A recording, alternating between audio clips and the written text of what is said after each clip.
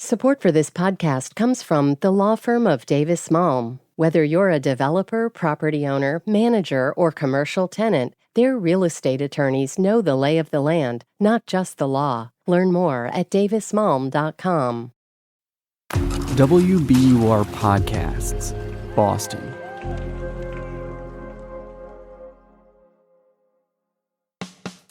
I'm Daryl C. Murphy, and you're listening to The Common.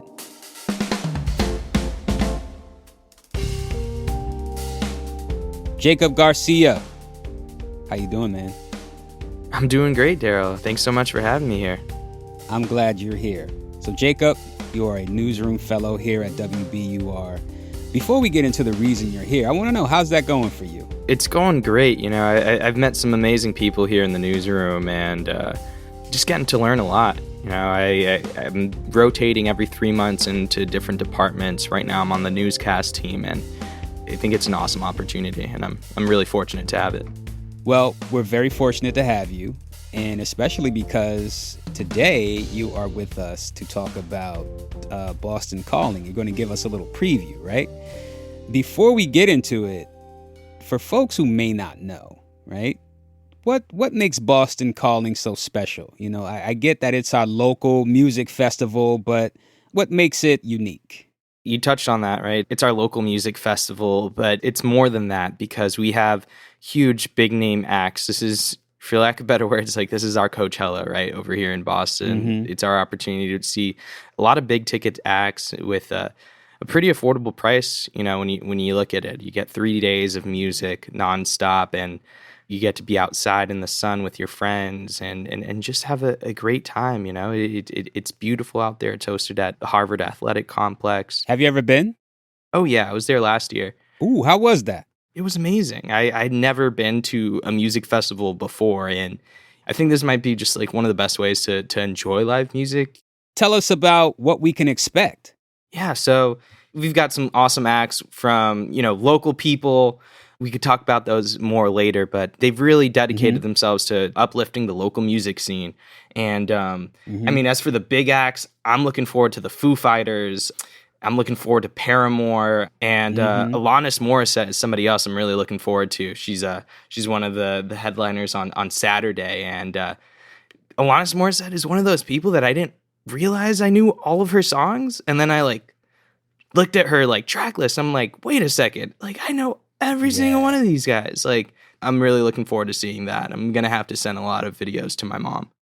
Yeah, and I also understand this year they have a lot more women and or non-binary acts, right? Which is a pretty big deal for a music festival. It definitely is. And I mean, I've spoken to other people about Boston Calling, and there hasn't really been the biggest output of non-male acts, right? I've got some numbers pulled up. In 2020, only 29% of the acts were, had non-male, so, featured performers. And this year, it's up to 57%, so over half. Yeah, that's really cool. Really cool to see that type of progress being made. However, I got to say, when I looked at this year's headliners, I felt like, the festival wasn't trying to appeal to a more racially or ethnically diverse audience, right? Folks who might have a different appreciation for certain types of music, right? The acts that they have are pretty dope. I'm not mad at Foo Fighters or Alanis Morissette or Paramore or any of that, right? But I think it would have been nice to see, some more popular hip hop or R&B acts, get that type of top billing. I guess, do you have a sense of what went into choosing this year's headliners? First off, I know how you feel. I think we're all still really hoping for more diversity in everything, right? Especially where people are given a platform. I know this isn't necessarily like a hip hop festival. It leans more rock, right? Last year was Metallica, The Strokes. This year's the Foo Fighters. They did have Run the Jewels though, right? They did have Run the Jewels though, and Run the Jewels, they did their thing last year. It was pretty awesome to see.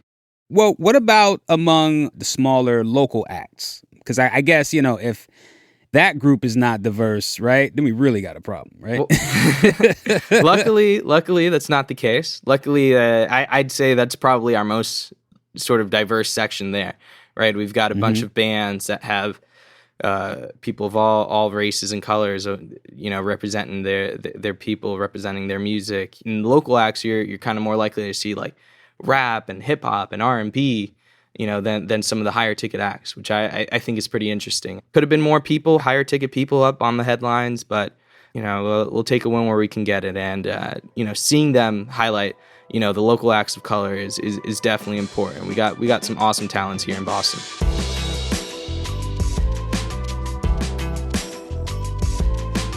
We're going to take a quick break, but we'll be right back.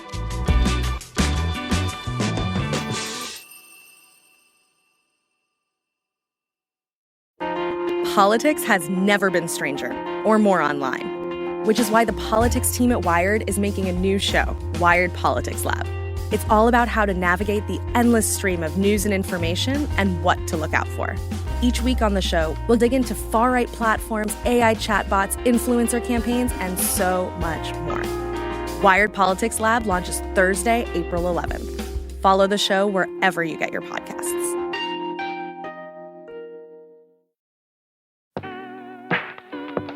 And we are back. Okay, so you're going. Tell me, who are the local acts that you're excited to see? Yeah, there's definitely a few of them. Let's see, on Friday, there's going to be Brandy Blaze. She's a rapper based out of here, and I saw her perform one time for free, and I got to really see some awesome bars from her. There's Alisa Amador. She is the national Tiny Desk concert winner, and she's also like a local from here. Was she ever at City Space? Yeah. Alisa Amador was at City Space. So she's making some waves, and she's got this beautiful voice. She's bilingual, so she's singing in English and Spanish, and she's got this beautiful song called Milonga Accidental, which is it's just amazing, and it really showcases her talent and her writing and her beautiful voice. Cuando miro afuera, cuando miro adentro, cuando miro afuera otra vez, de la periferia hasta el mero centro, siempre soy testigo y juez.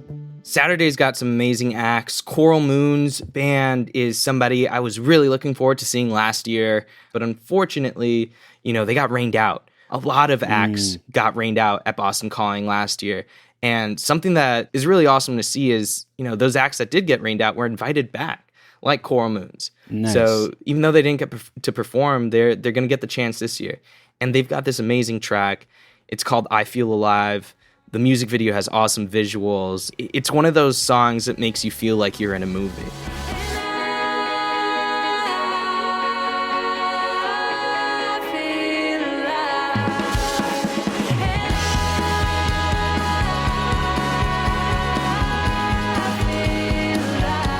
Okay, so once a band gets to Boston Calling, what's their experience like?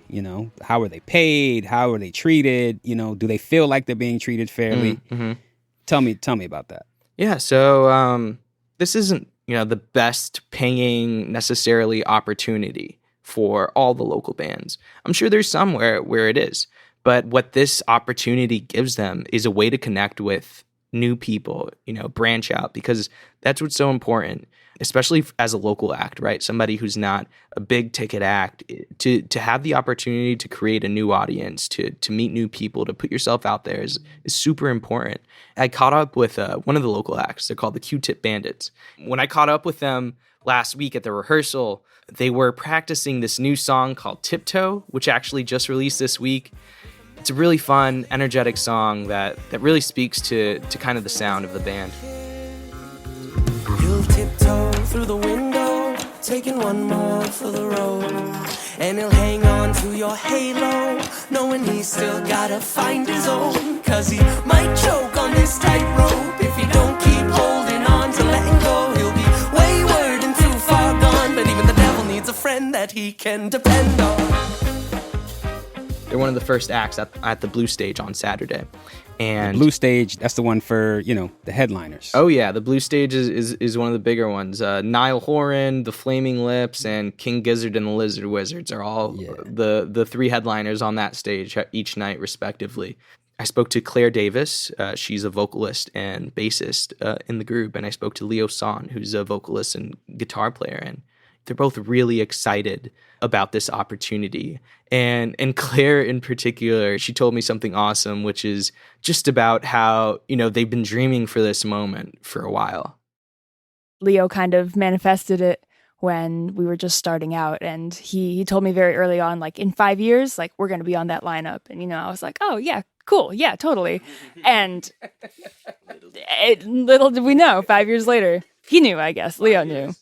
I love that. Isn't that awesome? It's so cool to see somebody, achieve that dream that they've set for themselves. And obviously it wasn't easy, right? 5 years is a long time to dedicate yourself to something, to a craft. And it really showcases how much they respect themselves, how much they respect the music industry, and how much they respect their fans too, to continuously dedicate themselves.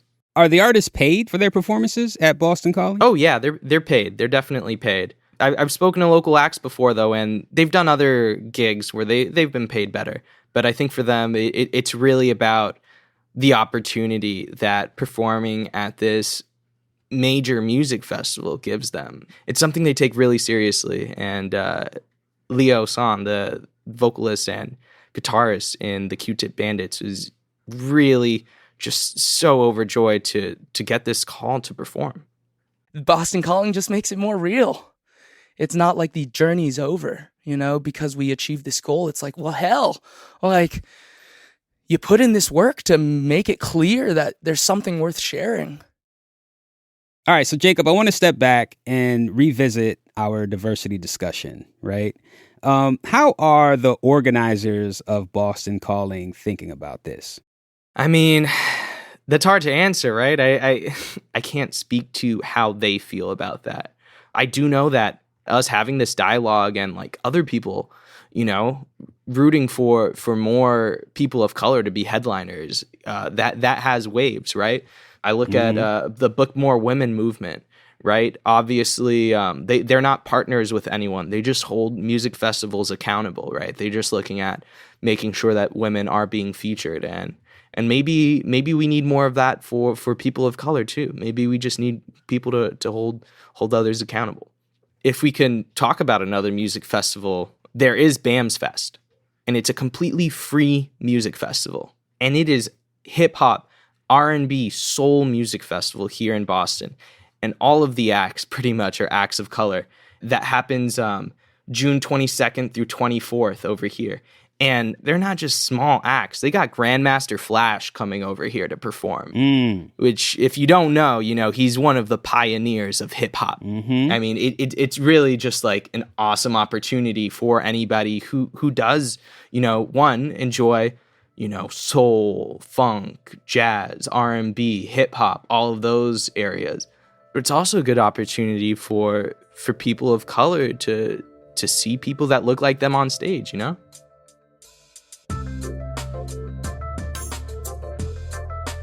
Jacob, thank you so much for coming through to the Common, and I look forward to your recap. Awesome. Thank you again, Daryl, for having me here. Really appreciate it.